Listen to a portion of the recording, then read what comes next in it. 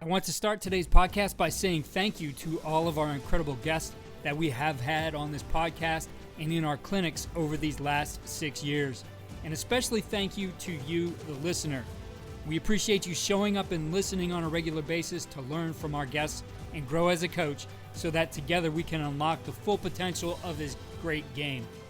As we near our 1500 episode, anytime I go back through our archives, I tend to get lost in listening to the impactful insight and ideas that our coaches share. That was certainly true in putting together today's episode. The 8 coaches here are truly elite. They are the 10% coach, that part of any bell curve occupied by those who do it right with a standard of excellence above all others. From a statistical point of view, this group has a winning percentage of .818 and a cumulative record of 3,032 wins, 663 losses, and 10 ties. And together they've won 78 state championships to date. They have all won over 300 games, and one is just 8 wins shy from 500. Listening through each interview, their stories and outlooks on life and coaching are amazingly and certainly an example to follow. Their passion for the game is unquestionable. We share insight from each of these coaches today, and you will hear that there is not a secret formula to what they have done to produce consistent excellence and results.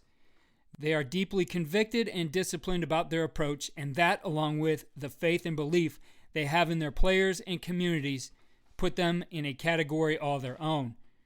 We start with Rick Jones, who ended his high school career with a record of 317 wins and 74 losses, a .811 winning percentage, which included 9 state championships. He is now the special assistant to Missouri head coach Eli Drinkwitz. When he made that move, I asked him why, and he said he wanted to keep learning the game. He takes the approach of being a lifelong learner, which certainly is required to excel as a football coach. In this segment, he shares a story of how his philosophy developed, the approach he takes with his players, and the purpose and why behind what he does. My story's really different. And I had so many bad coaches that I thought there's got to be a better way to do this because I love the game so much. And it was also different times, and I understand that. I'd say the best football coach I had was a guy that coached me between 3rd and 6th grade. His name's Hamer Prestige in Duncan, Oklahoma. He owned a janitorial supply company, and he was awesome. He was the best coach ever. He was enthusiastic, and he loved us, and he screamed and yelled and jumped up and down. He's enthusiastic, and he just had a huge passion for the game of football. And I'm so glad that I had him first because some of the next couple coaches that I had were just the opposite, but it was a different time. They didn't think so much about, grabbing you by the face mask and kicking your rear and slapping you upside the head and call you bad names and things like that. I know when I got kicked in the rear and when I got my face mask shook and then I got sort of a forearm shiver to the chest by a coach, I just knew there's a better way to motivate because I know how I felt when that happened to me. And so if you say, what's your philosophy? A lot of my philosophy is based on don't coach like that. Try to obviously be a role model and be a great example to the kids.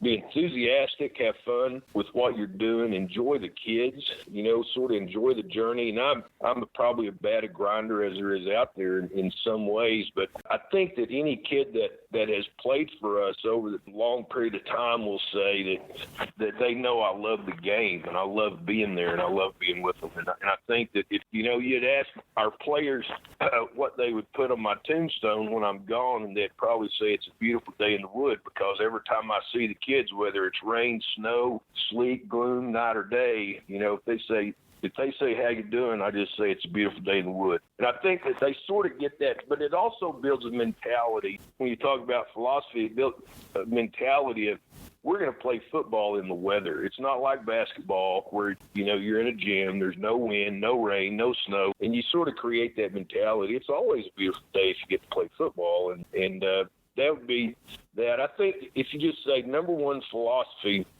I started coaching in 78, 79, something like that. I was a head coach in 1986 for the first time, and I look back at one of my first player manuals that I passed out, and our priorities that we have on our player's manual has not changed. And I believe that's been the one constant that we've had all the way through this 38 years or so, and that is I put the priorities right there on front of the policy because it's the most simple way to make decisions, because if you have your priorities in order, which I don't all the time, I'm still working at it, but when you have your priorities in order, it makes all the decisions after that easier. And the priorities that we have in our program are God, church, number 2 is family, 3 is academics, 4 is football, and number 5 is everything else. So every decision that we make, we can just refer back to our priorities. You know, a kid comes to me and he says, "Hey, Coach, I'm going to miss practice on Wednesday." And I say, "Okay, why are you going to miss practice on Wednesday?" And then he tells me why.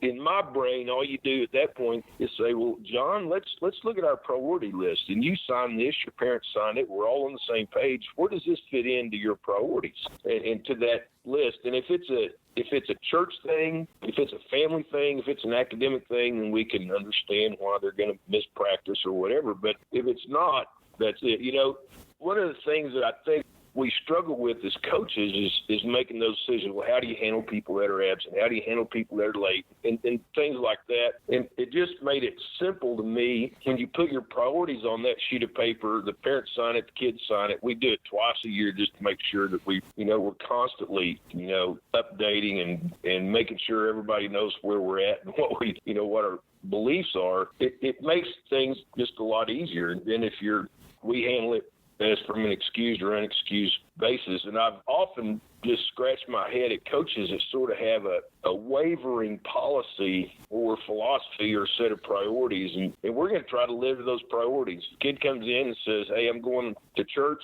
then that's never going to be an issue. Now, if he says, "I'm coming in to take a trip to Six Flags with the church group," then we have a problem. I think if you have your priorities in order and you strive to live up to those priorities, it makes things easier. I believe, I'm a big believer in Joe Ehrman and the message that he's putting out with Inside Out Coaching and Jeffrey Marks' book Season of Life, and that if our purpose in high school football is not to change the lives of young men through the game of football, then, oh my goodness, we wasted a lot of time. I think it just has to be our driving number one thing. Now, I'd fight it myself, I just tell you, because I love the game itself so much, and honestly, we love to win, and we fight ourselves, and we constantly have to look at ourselves and look into our own hearts and minds and souls and make sure that we're doing things the right way, because we want to win.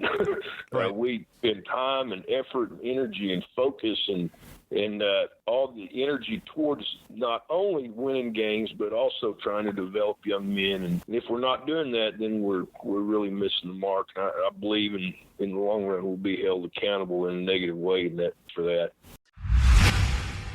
Our next coach is John Roderick, who retired after winning his 13th state championship in 2022. He recorded a record of 315 wins and 34 losses, a .903 winning percentage. In this segment, he describes the purpose behind his coaching and what's driven him and his program to the standard of excellence. Well, I think our purpose and I mentioned this in a clinic I did just recently. I said, when we talk to our parents, and even when we talk to our kids now about our goal and what we're all about, the number one goal that we have, and we say it at every parent meeting, and we talk about it with our coaches, is to prepare the kids that we have for life. Prepare them for life. From a standpoint of football is a great way. It's a great tool to do that, because we've done a really good job with the family atmosphere, developing and creating a family atmosphere within our program. And I'm talking about that. We have kids that play third grade football in Webb City that when they start playing tackle football in third grade, and a lot of the kids we had this year, Coach, all I ever wanted to do when I was in third grade was to be a guy that played up here for this program. And we invite them to games, and we have them camps for them and little on-field things for them, and our players go down and talk to them in the elementary schools. But to us, it's not just a family, 9th through 12th graders at Webb City High School. It's a family of football in the whole community. And, we're a town of about 12,000 people, but gosh, I want every person involved in that program that can be. Our parents are a big part of it, and so I would say we do a really good job establishing a family, that family environment. That would probably be the number one thing. Randy Allen, the head coach of Highland Park High School in Texas, has a record of 424, 92, and 6, a .818 winning percentage with 4 state championships. He is truly unique in the approach he takes in creating a program that the community is proud of, as well as his ability as an entertainer. Listen to his full episode to hear some of the unique things he's done in that regard. In order to have long-term success in one place, you have to win over players, parents, and the community, and for Coach Allen, that starts with building trust. He explains it here.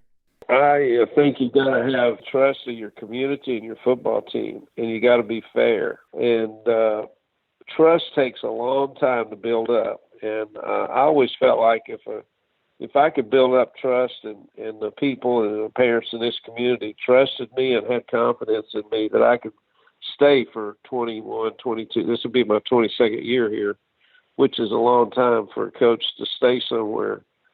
But I think trust and fairness are two things you've got to have. And then your kids have to think that you really do care for them. And you show that love for them by, if they get injured, going to see them in the hospital. It's calling them and texting them and being a friend to them and talking for things outside of football. We have Zoom meetings now that we're sheltered in place, or when we were sheltered in place, we'd have Zoom meetings, and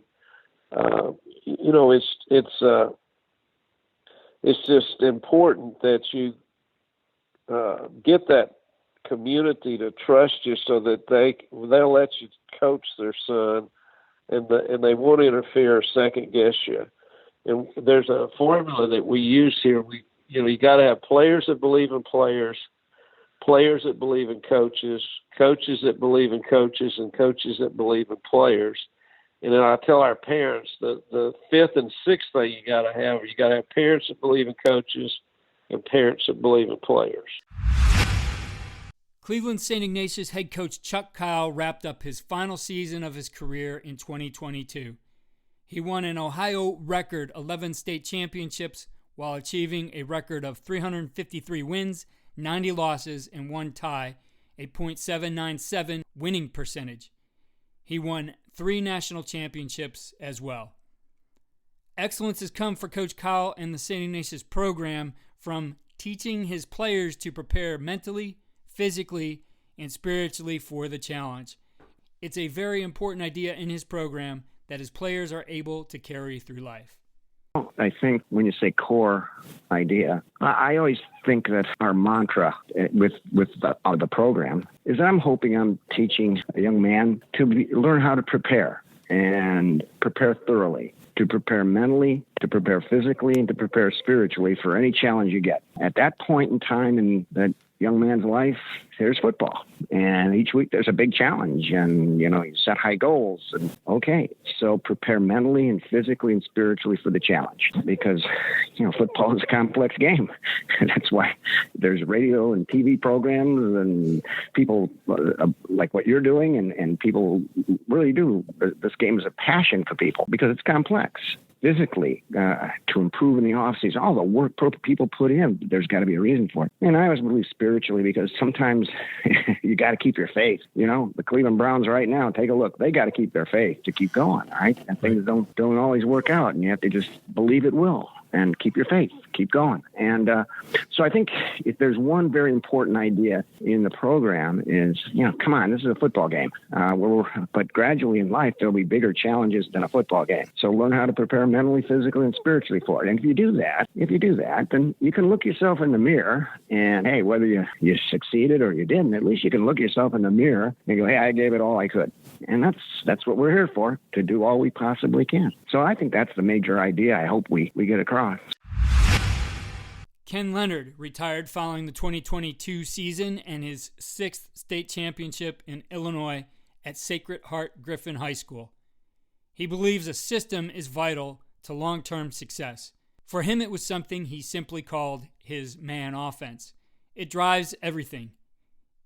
The system is get the man the ball. It has allowed them to adapt and evolve as necessary to make that happen.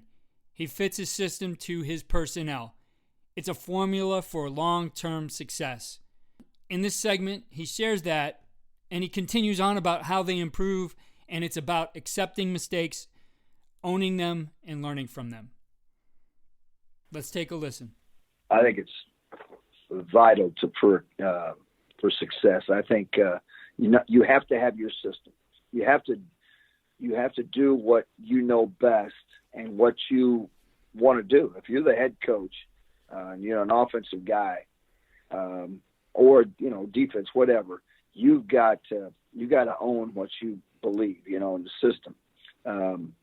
I have something that I speak on sometimes, and maybe the only thing I've ever done on my own is it's called the man offense, and we do everything off of the man offense, and that is, and I'll just go over a few just brief things on the man offense. Number one is get the man the ball.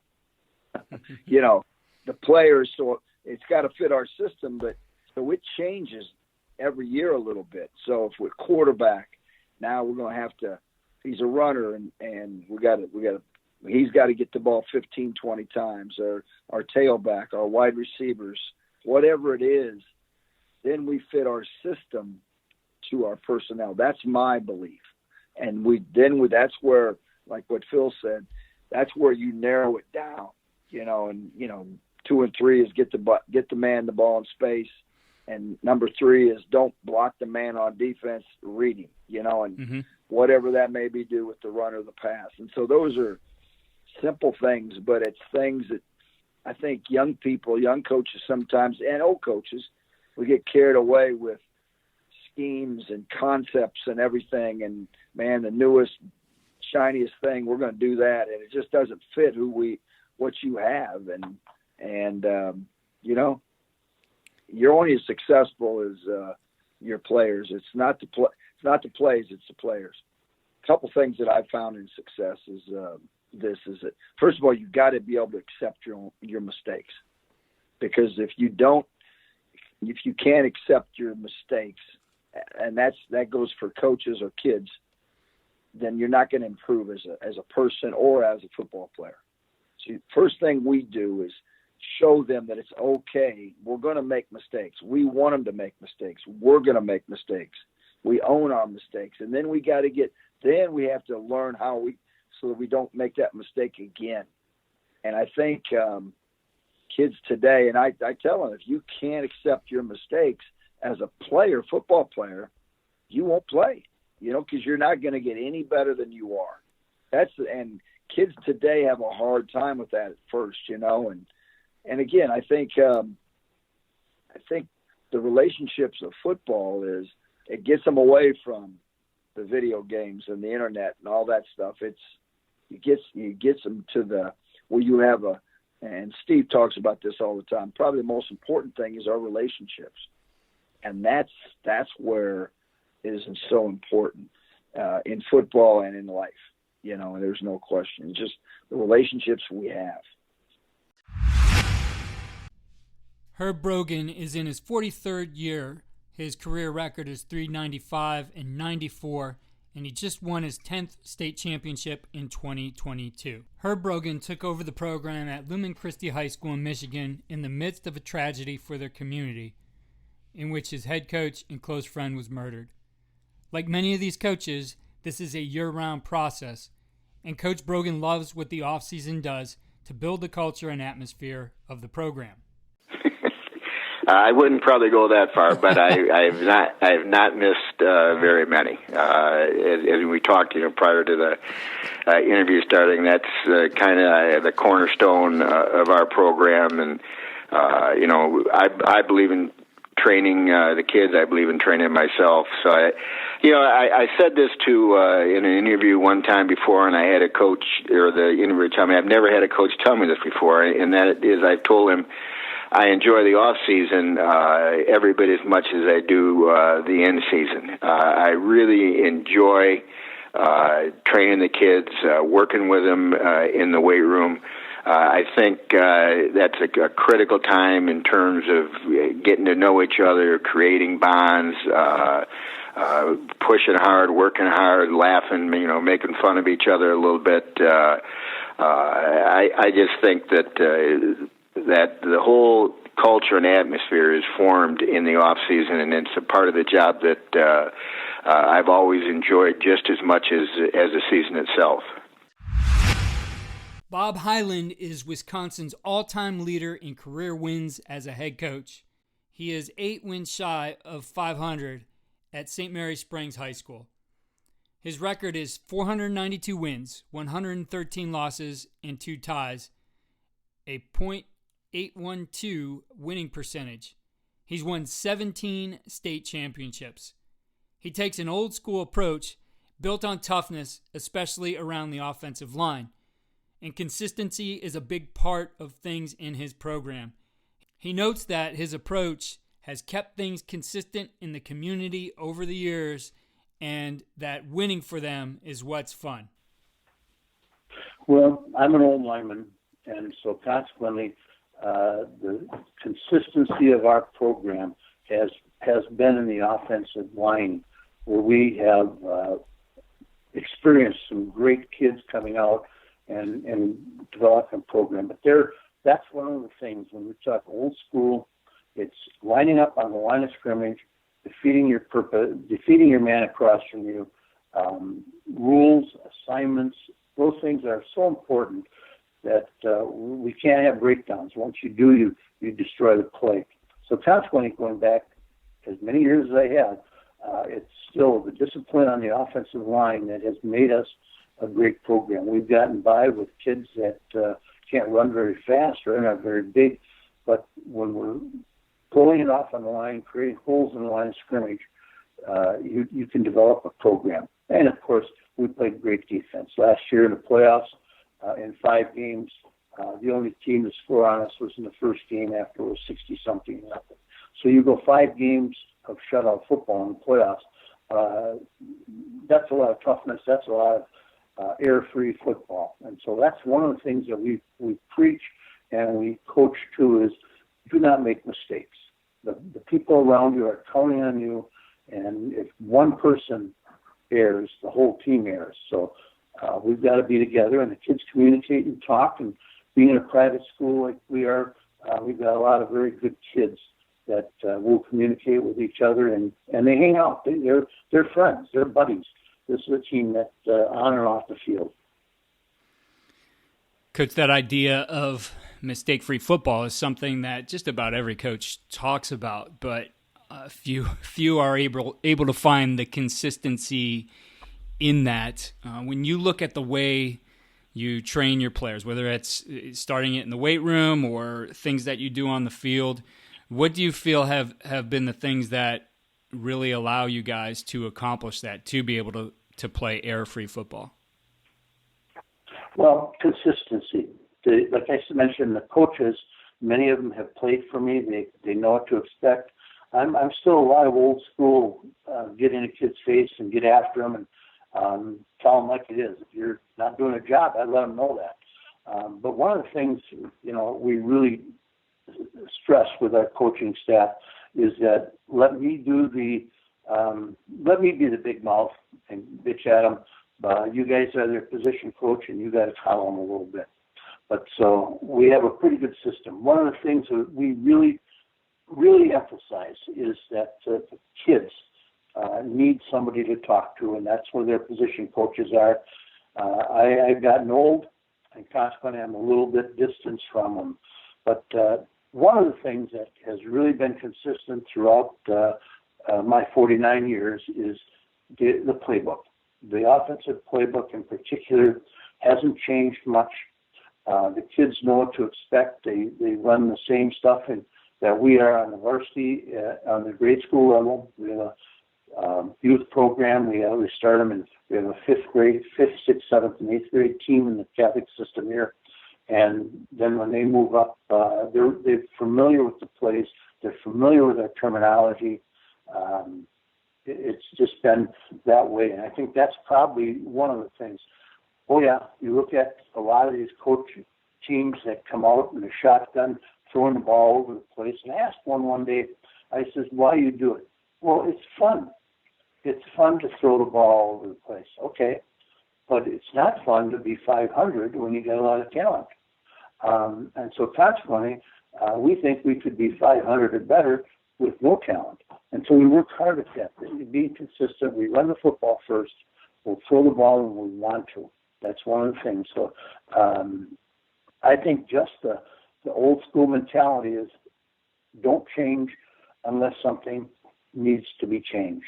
And I went one of my first clinics. I saw a speech by Hayden Fry. It was titled "Scratch Where It Itches." And I had no idea what he was going to talk about. And I got in there, and it's the same old thing. Run the same play until they adjust, and then you have to adjust.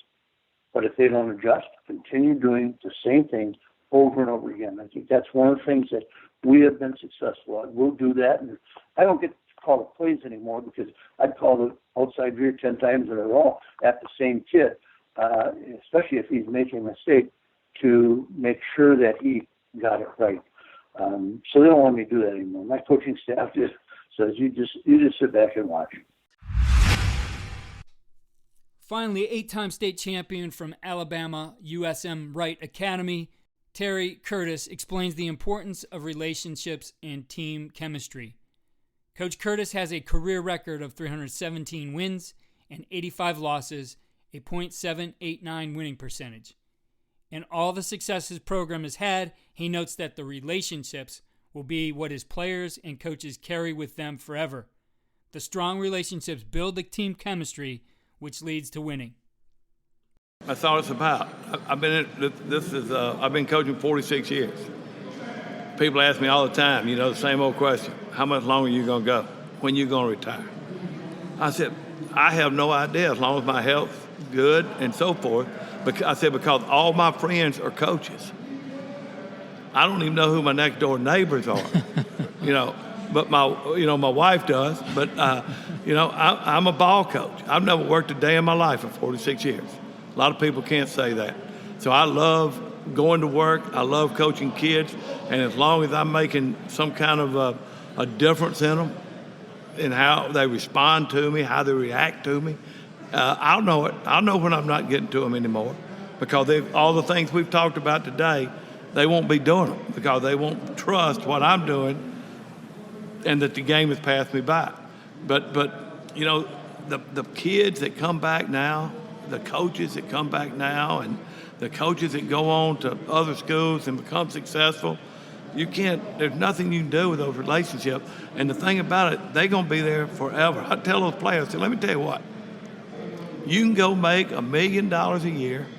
You can go do whatever you want to do, play pro ball or whatever. But I said, when you come back to that class reunion in 20 years, all you football guys are going to end up over in the corner talking about plays, talking about games, talking about experiences that happened, during your football season. You're not going to be talking about the prom and all that stuff or anything else. All you're going to be talking about is things that happen on that football field. Some of them funny, some of them not so funny. But I said relationships and mentors and something else I think, Keith, is very important is coaches hiring staffs that get along. Mm-hmm. That head coach is not with them all the time. And I see this even in college. They don't even like each other. Yeah. And it's hard. You can't fool kids. You can't fool kids. They know when you're all on the same page. They know when you're not. They know when you don't like this, you don't like that. So, I think that's, fellow coaches and hiring coaches and all that's important. And Coach, we touched on it a little bit before, but we'll finish up with it here. The team chemistry is probably what all this comes down to. All these things you talked about here today, that all has to come together to have the right chemistry in order to be successful. I'm sure that's what you found here at this point in your career, 46 years. Well, 7 state championships. Yep. And I can honestly say that those 7 state championship teams had better team chemistry. And when you talk team chemistry, it goes into a lot of different things, but they liked each other more than the other teams. And I could go back to every one of them that didn't win one, and I could give you a reason that we didn't win it. And the ones that did win it, they didn't worry about the little things. They didn't have all the drama. They didn't have the girl. They just wanted to play the game of football. They played wherever you put them. And like goes back to what I was talking about earlier, they played where you put them. They didn't gripe and complain. They just played the offensive line, defensive line, or whatever, and played it to the best of their ability. And that's all you can ask for out of kids. And they liked each other. That's a ton of great advice from 8 incredible coaches who provide a tremendous example of what this game can be and how it can create consistent success that permeates a community and the players and coaches' lives who were part of it. There wasn't necessarily anything that was earth-shattering, but each of these men took their passion for the game and translated it into something that had all the purpose behind it to drive a level of excellence that few reach. Thank you again for taking the time to listen. Be sure to follow all we're doing at coachandcoordinator.com and follow me on Twitter at Coach K. Grabowski.